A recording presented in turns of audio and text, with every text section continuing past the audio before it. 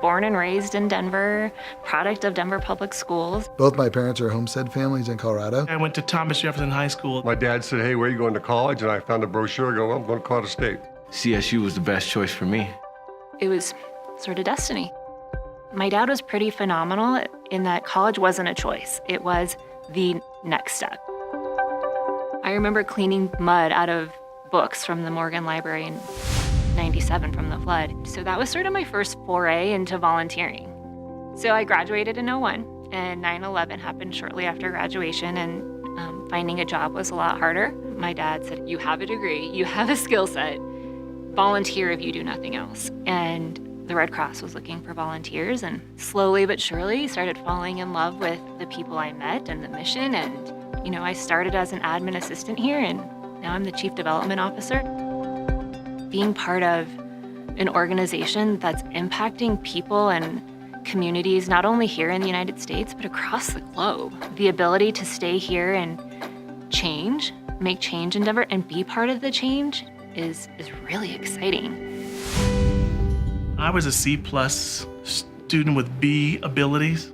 What I studied was important, but not as important as what I did. My transcript mattered, but in the end, my resume coming out probably did more for me than my transcript.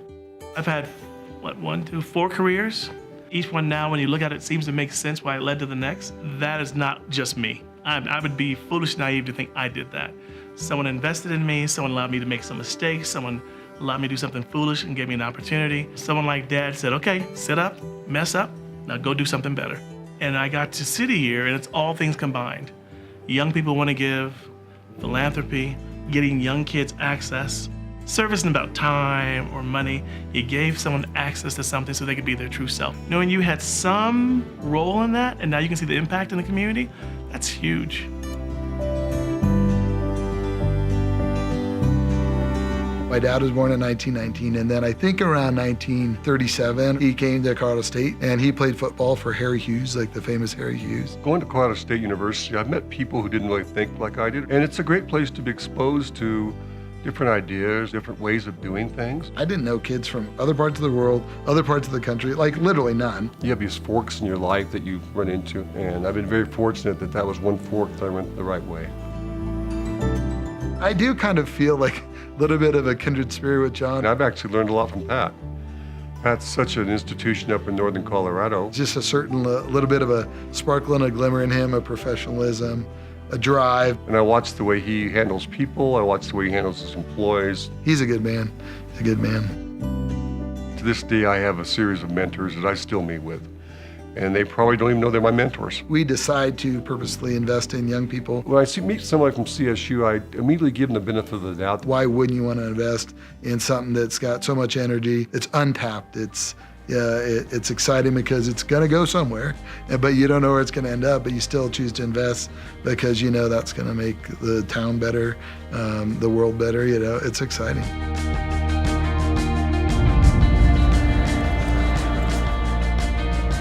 Community is everything, particularly in my profession. Here working in elementary school, our scholars have to feel welcome. I always felt welcome at CSU. CSU gave me time management skills, the ability to collaborate with others, and ultimately just the feeling of I can do something for someone else, the idea of service. I can hear my mom's voice in the background. I could hear Sonny, "Come on, Rick, you know you can do it. You know you can do it.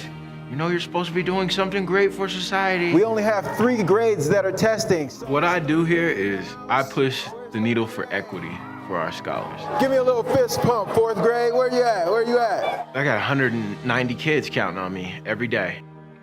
The tough times are when you see that kid that looks just like you, and they don't have the same opportunities that you did, and it's not by any faults of their own. That's when it's hard. When I gotta push them to get it done. All right, you the man. That's when it's hard. Yeah, that's when it's hard. When I gotta push them to get it done, even though the circumstances are just so tough. I think we're gonna have to have a race, bro. After school? Whatever you would like. No matter where they're gonna go, they're gonna have the experience to say, you know what? You're really fast. There was somebody along the way, that was able to tell me, you can do it. right, you guys rock. All right, I'll see you guys. Give me a couple high fives. Give me a high five. I thought I knew what I was going to do when I went into CSU, and I left a totally different person. Where else in your world you get to be around that many different people, get exposed to that much difference in such a compact life? Okay, what in my life turned out well? My time at CSU turned out well, so you sort of dwell on those things, but it's a great anchor. There was no one that ever told me I can't anything. You know, you can't fail. I was told that. That's the best thing you can be told when it comes to the word can't. You can't fail. And what they mean by that is, as long as you put your heart and your passion to something, it's never a failure. It's just an opportunity to grow.